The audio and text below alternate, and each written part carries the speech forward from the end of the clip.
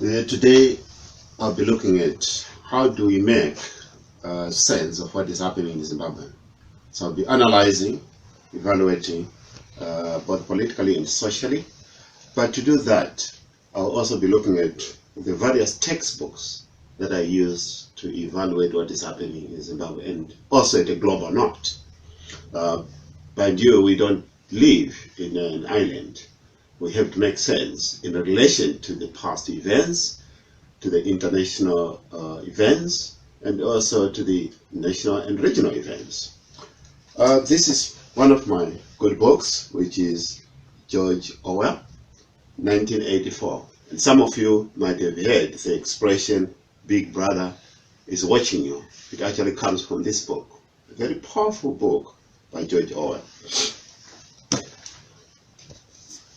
I also have read extensively The Shock Doctrine by Now McLean.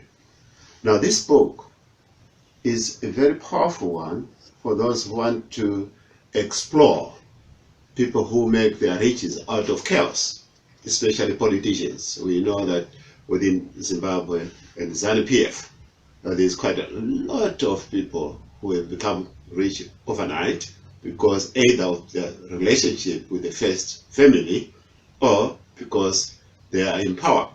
People like Obed Mpofu, people like Xavier Kasukuwere, and people like Ignatius Shombe. So yes, this one will be the book for you. There's also a very powerful book by Martin Meredith. He's a powerful author who writes about Africa, both politically and economically. So this one, it actually traces the African states from independence right to this modern day to see how many of those African countries have improved the livelihood of their own people, both politically and also economically. A very interesting and very powerful book. I'm also a fan of Barack Obama, Dreams from My Father. This is one of my good books that actually reflects the journey that the African people took to America in search of education, and eventually culminating in one of the sons of Africa, Barack Obama, becoming the president of the United States.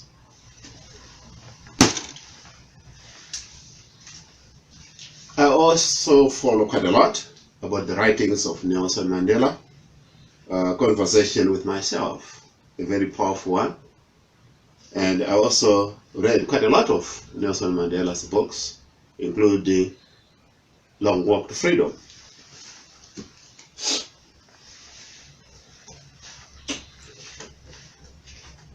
Again, I recommend people out there, you read this book, which is Zimbabwe, My Home and Frustration, written by Pfebve. So this is one of my books, a very good one.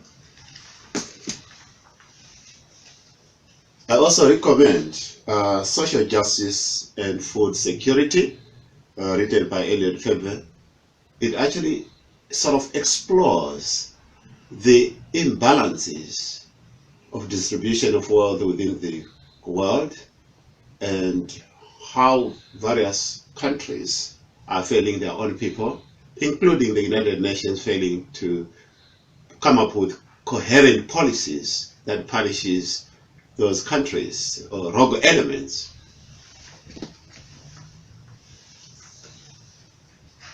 Our Votes, Our Guns, Robert Mugabe and the Tragedy of Zimbabwe by Martin Meredith. A very powerful one. It sort of explores the life of Robert Mugabe, right from the wars of liberation struggle to 1980 independence and the various turbulence stages within the people of Zimbabwe until in the 90s and in the 2000s after MDC was formed. Meredith also wrote about me in this book. I also have read extensively about Desmond Tutu, the Rainbow People's God. as he explores the struggle of the people of South Africa, the achievement that South Africa has done through unit of purpose, which is quite a very powerful one.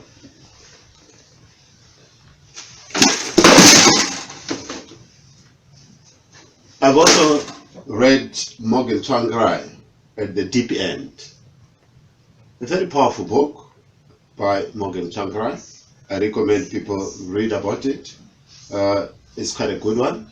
It actually it explores the life history of Morgan Tsvangirai as a person, from the ZCTU through to the formation of MDC, the government of national unity, and up to this day.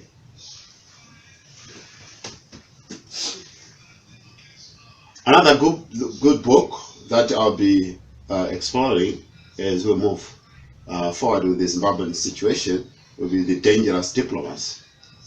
A very powerful book that actually explores the relationship with the US and rogue elements in the world. Zimbabwe is also highlighted in this, and Joel Mopra also wrote about me in this book.